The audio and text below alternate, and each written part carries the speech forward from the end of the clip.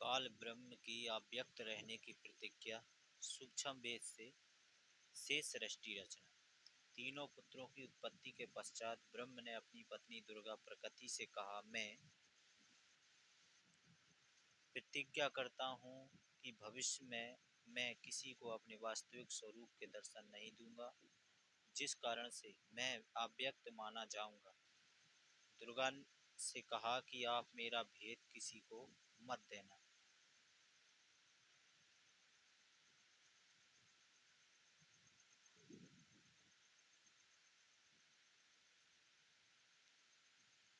मैं गुप्त रहूंगा।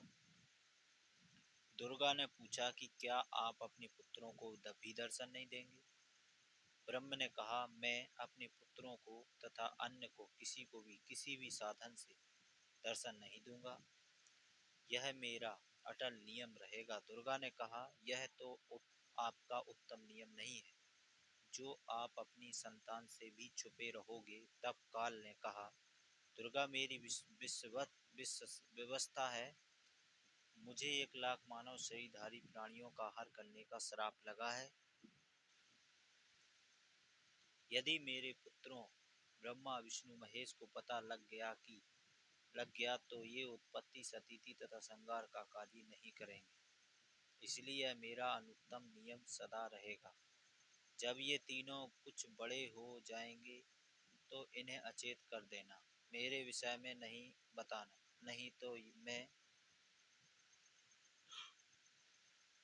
तुझे भी दंड दूंगा। दुर्गा इस डर के मारे वास्तविकता नहीं बताती। प्रमाण इसलिए गीता अध्याय 7 श्लोक 24 में कहा है कि यह बुद्धिहीन जन समुदाय मेरे अनुत्तम नियम से अपरिचित है कि मैं कभी किसी के सामने प्रकट नहीं होता, अपनी योग माया से छुपा रहता हूँ। इसलिए मुझे अव्यक्त को मनुष्य रूप में आया हुआ अर्थात कृष्ण मानते हैं। बुद्धाय बुद्धिहीन माम मेरे अनुत्तम अतः घटिया अभ्यम अविनाशी परम भावम विशेष भाव को जननतः न जानते हुए माम अव्यक्तम मुझे अव्यक्त को व्यक्तिम मनुष्य रूप में आपनम आया मननते मानते हैं, अर्थात मैं कृष्ण नहीं हूँ। गीता अध्याय 7 श्लोक 24। गीता अध्याय 7 का श्लोक अध्याय 7 गीता अध्याय 11 श्लोक 47 तथा 48 में कहा है कि यह मेरा वास्तविक काल रूप है।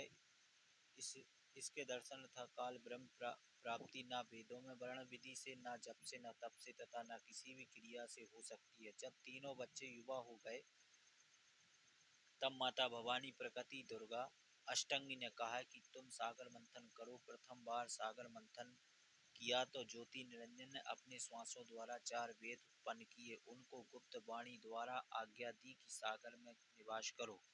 चारों वेद निकले। वह ब्रह्मा ने लिए वस्तु लेकर तीनों बच्चे माता के पास आए। तब माता ने कहा कि चारों वेदों को ब्रह्मा रखे, वह पढ़े। नोट: वास्तव में पूर्ण ब्रह्म अर्थात काल को 5 वेद प्रदान किए थे, लेकिन ब्रह्म ने केवल 4 वेदों को प्रकट किया, 5वां वेद छुपा दिया, जो पूर्ण परमात्मा ने स्वयं प्रकट होकर कबीर गिरवी अर्थात कबीर वाणी द्वारा लोकत्तियों व दोहों के माध्यम से प्रकट किया। दूसरी बार सागर मंथन किया तो 3 कन्याएं मिली। माता ने तीनों को बांट दिया। प्रकृति दुर्गा ने अपनी ही अन्य 3 रूप सावित्री, लक्ष्मी तथा पार्वती धारण किए तथा समुद्र में छुपा दी। सागर मंथन के समय बाहर आ गई। वही प्रकृति 3 रूप तत्व हुए तथा भगवान ब्रह्मा को सावित्री, भगवान विष्णु को लक्ष्मी, भगवान शंकर को पार्वती पत्नी रूप में दी। तीनों ने भोग विलास किया। सुर असुर दोनों पैदा हुए। जब तीसरी बार सागर मंथन किया तो 14 रत्न ब्रह्मा को तथा अमृत विष्णु को हुआ। देवताओं को मद श्राप, असुरों को तथा विश्व परमार्थ शिव ने अपने कंठ में ठहराए। यह तो बहुत बाद की बात है। जब ब्रह्मा वेद पढ़ने लगा तो पता चला कि कोई सर्व ब्रह्मांडों की रचना करने वाला कुल का मालिक पुरुष प्रभु है और है। तब ब्रह्मा जी ने विष्णु जी व शंकर जी को बताया कि वेदों में वर्णन है कि सृजनहार कोई और प्रभु है, परंतु वेद कहते हैं कि भे, वेद हम भी नहीं जानते, इसलिए संकेत है कि किसी तत्वदर्शी संत से पूछो। तब ब्रह्मा माता के पास आया और सब वृतांत कह सुनाया। माता कहा करती थी कि मेरे अतिरिक्त और कोई नहीं है, मैं ही करता हूँ, मैं ही सर्वशक्तिमान हूँ। परंतु ब्रह्मा ने कहा कि वेद ईश्वर कृत हैं, यह झूठ नहीं बोल सकते। दुर्गा ने कहा कि तेरा पिता तुझे दर्शन नहीं देगा, उसने प्रतिज्ञा की है। तब ब्रह्मा ने कहा कि माताजी, अब आपकी बात पर विश्वास हो गया, अविश्वास हो गया।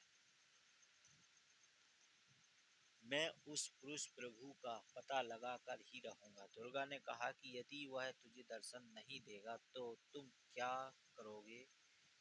ब्रह्मा ने कहा कि मैं आपको शक्ल नहीं दिखाऊंगा।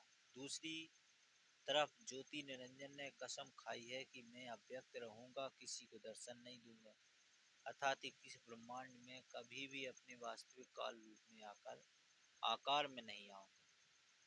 गीता 10:7 श्लोक 24 में अव्यक्तम व्यक्तिम आपनम मान्यते माम बुद्ध परम भावम अजन्यता माम अभ्यम अनुत्तमाम।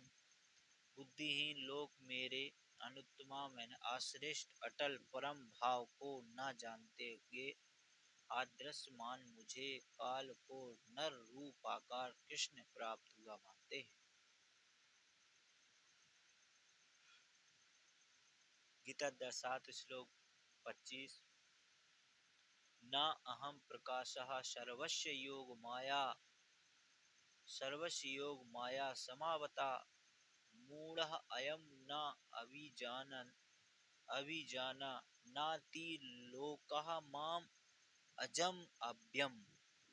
मैं योग माया से छपा हुआ सबके प्रत्यक्ष नहीं होता, आदर्श अर्थात अव्यक्त रहता हूँ, इसलिए जन्म न लेने वाले अविनाशी अटल भाव को यह मूढ़ अज्ञानी जन समुदाय संसार मुझे नहीं जानता, अर्थात मुझको कृष्ण समझता है, क्योंकि ब्रह्म अपनी शब्द शक्ति से अपने नाना रूप बना लेता है। यह दुर्गा का पति है, इसलिए इस मंत्र में कह रहा है कि मैं श्री कृष्ण आदि की दुर्गा की तरह दुर्गा से जन्म नहीं लेता।